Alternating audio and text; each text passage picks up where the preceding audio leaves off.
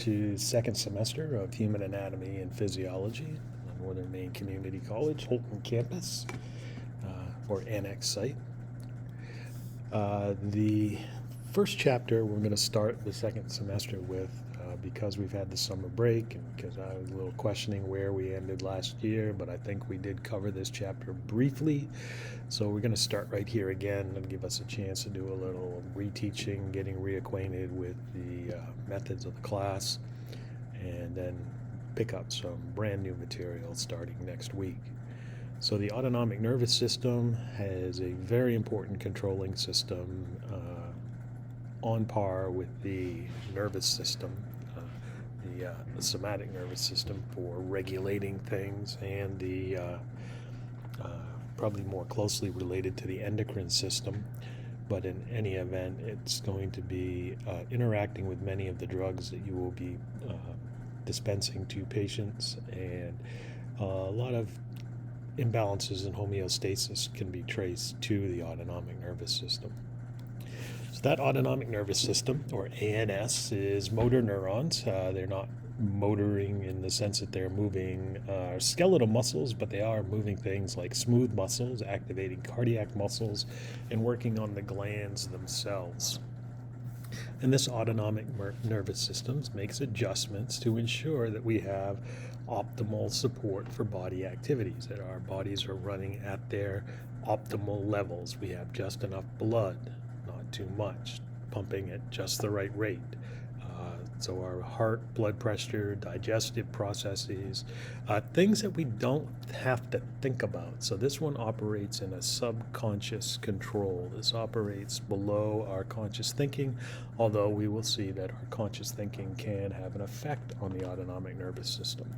It is also referred to on occasion as the involuntary nervous system because it works subconsciously, or the general visceral motor system because most of the target organs are part of our visceral organ system.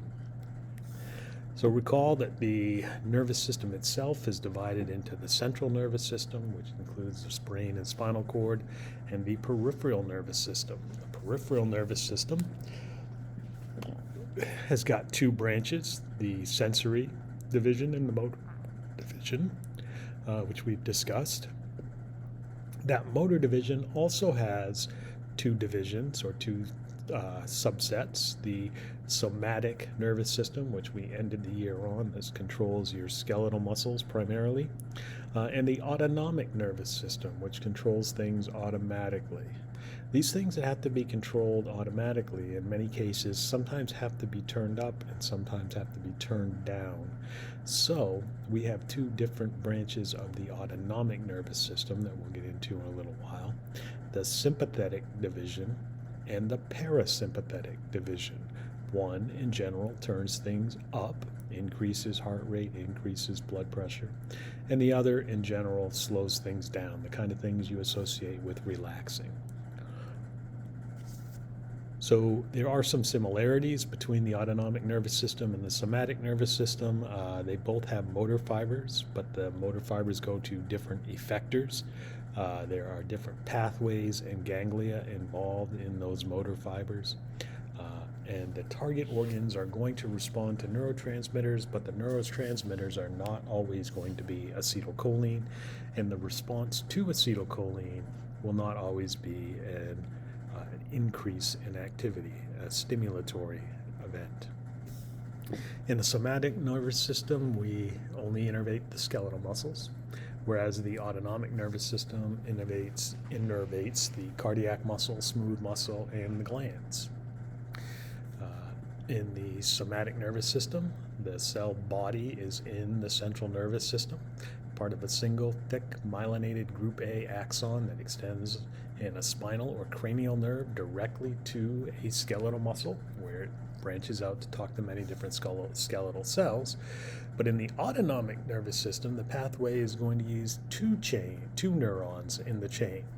There will be a preganglionic neuron, in which the cell body in the central nervous system, and unlike the somatic nervous system, this one will be lightly myelinated, and it's a preganglionic axon because it extends to the ganglia, the place where this nerve meets the next nerve.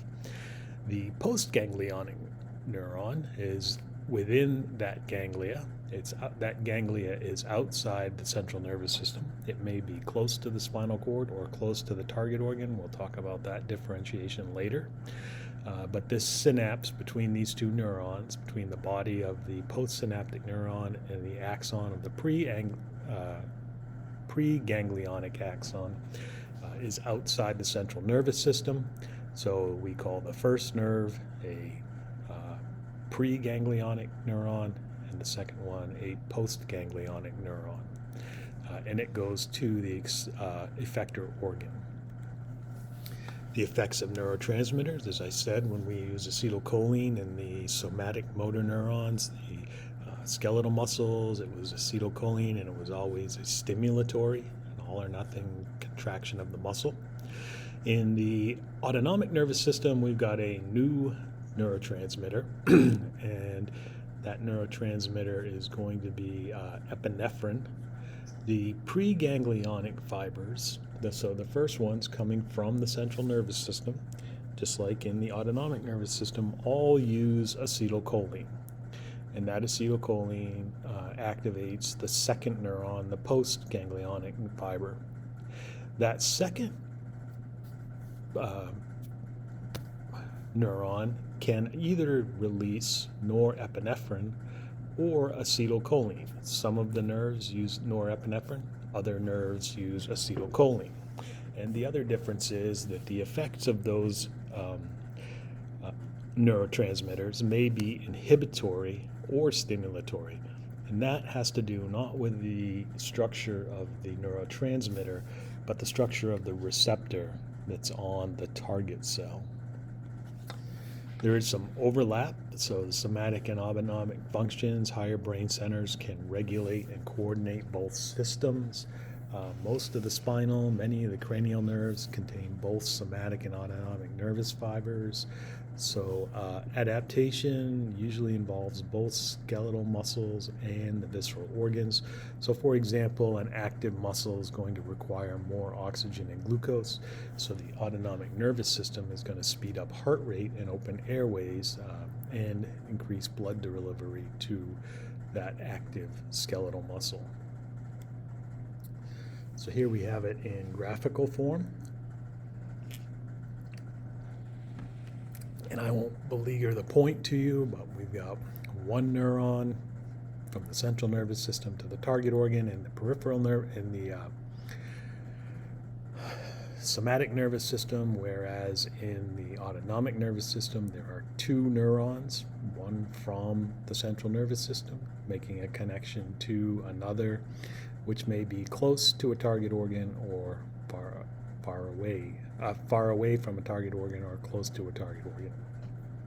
And some use norepinephrine and some use acetylcholine. The autonomic nervous system is divided into the parasympathetic and the sympathetic division, as we've alluded to.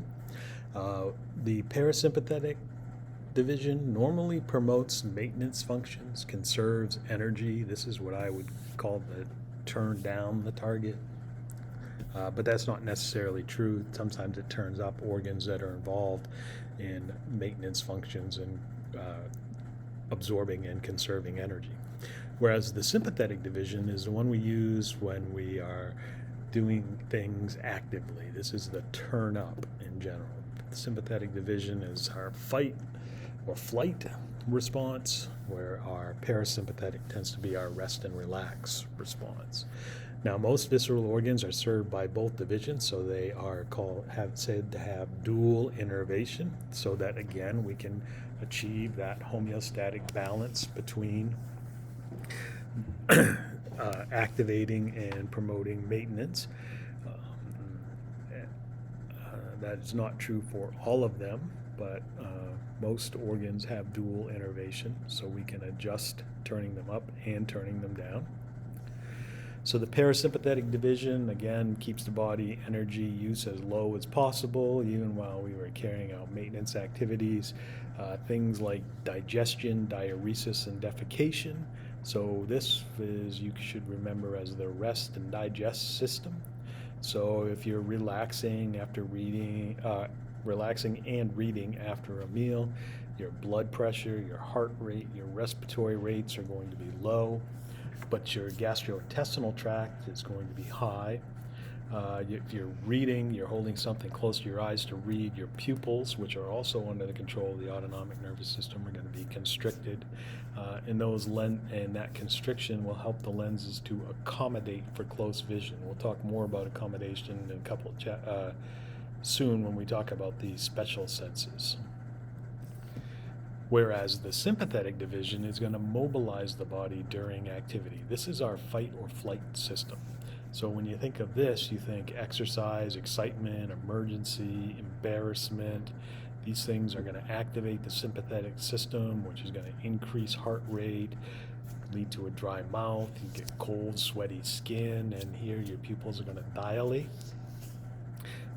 And during vigorous physical activity, it will shunt blood to the skeletal muscles and heart. It will also dilate the bronchioles and cause the liver to release glucose, which can be used as an energy source, a fuel, to make ATP. So there are three main differences between the sympathetic and parasympathetic division. First of all, sites or origin. Parasympathetic fibers are craniosacral. So they originate in the brain and the sacral part of the spinal cord. You notice those are two opposite ends of the spinal cord. Whereas sympathetic fibers are thoracolumbar.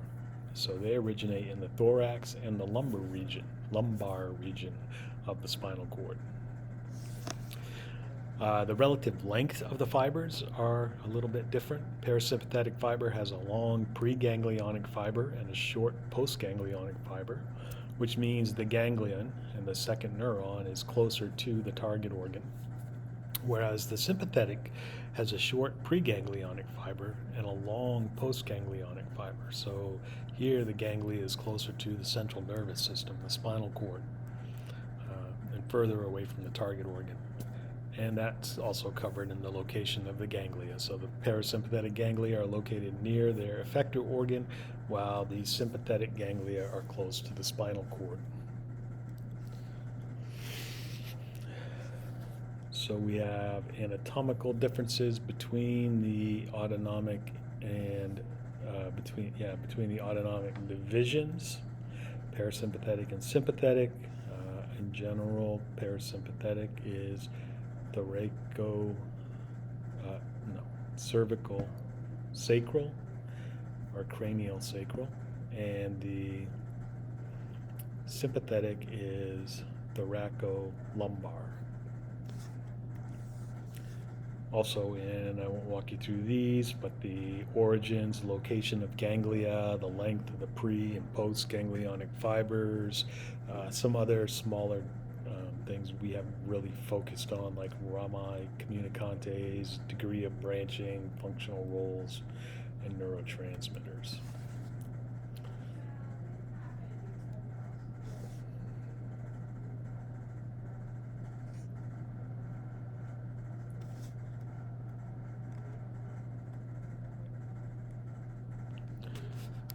Okay,